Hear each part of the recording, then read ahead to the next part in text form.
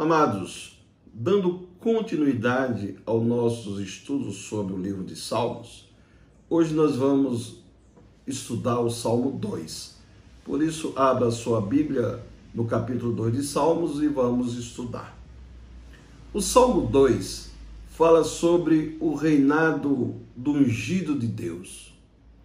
O estudo bíblico do Salmo 2 deixa claro que esse é um salmo messiânico. Mas ele não trata apenas de monarquia divina, antes também fala do reinado davídico, como que apontando para o reinado superior e eterno do Messias. Originalmente, o Salmo 2 não possui qualquer título que indique a sua autoria. Mas no Novo Testamento, o apóstolo Pedro atribui a autoria desse salmo a Davi. Veja lá em Atos 4, verso 25. Inclusive, o Salmo 2 é frequentemente lembrado no Novo Testamento. Isso no livro de Mateus, no livro de Atos, Romanos, Hebreus. Um esboço do Salmo 2 pode ser separado em 4 cenas principais que, de forma poética, apresentam progressivamente a rebelião da humanidade ímpia contra Deus e suas implicações. A rebelião humana contra Deus e o seu ungido está nos versos 1 a 3. A resposta do Senhor à rebelião dos ímpios e o estabelecimento do rei messiânico está nos versos 4 a 6. O governo divino estão nos versos 7 a 9. A responsabilidade humana diante da soberania divina está nos versos 10 a 12. Então vejamos, primeiro, a rebelião das nações ímpias contra Deus e o seu ungido. Aí está nos versos 1 a 3. Como foi dito, esse é um salmo real, que tradicionalmente tem sido interpretado de forma messiânica. O salmista inicia questionando o motim dos ímpios. A expressão enfurecem os gentios significa literalmente que as nações aglomeram-se tumultuadamente.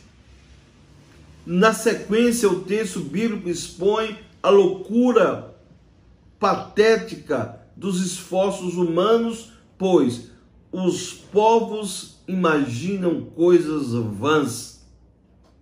Isso significa que, em sua natureza caída, o homem apenas planeja e imagina coisas vazias, sem valor.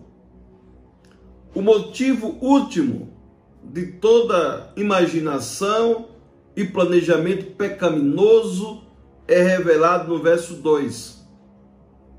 O salmista Davi diz que as autoridades se levantam e controlam e conspiram contra o Senhor e o seu ungido.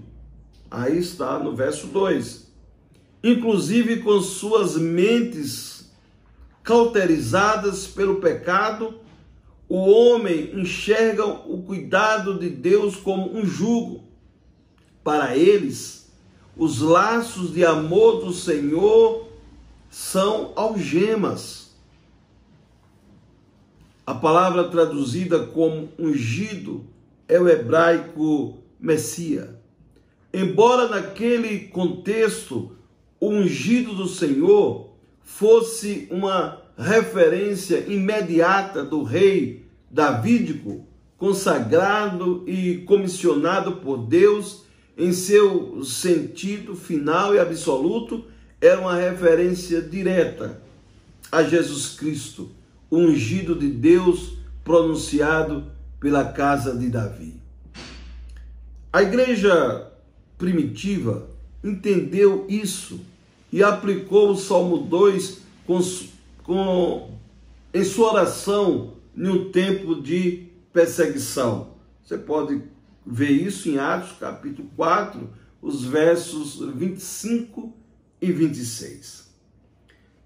Segundo, a resposta do Senhor à rebelião dos ímpios, versos 4 a 6. Entre os versos 4 e 6, o Salmo 2 registra a reação divina frente à rebelião humana.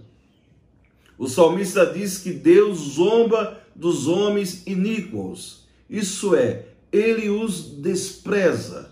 Depois o Senhor derrama sobre eles a sua santa ira, levando-os à confusão. A parte de toda a conspiração humana, o Senhor constitui o rei messiânico no santo monte de Sião. Esse rei messiânico, que encontra seu cumprimento final em Cristo, foi prefigurado pela monarquia judaica ou davídica, entronizada em Jerusalém. O Monte Sião, citado nesse verso, faz referência à colina do norte de Jerusalém, que abrigou o templo. Às vezes, nas passagens bíblicas, toda a cidade de Jerusalém é chamada de Sião.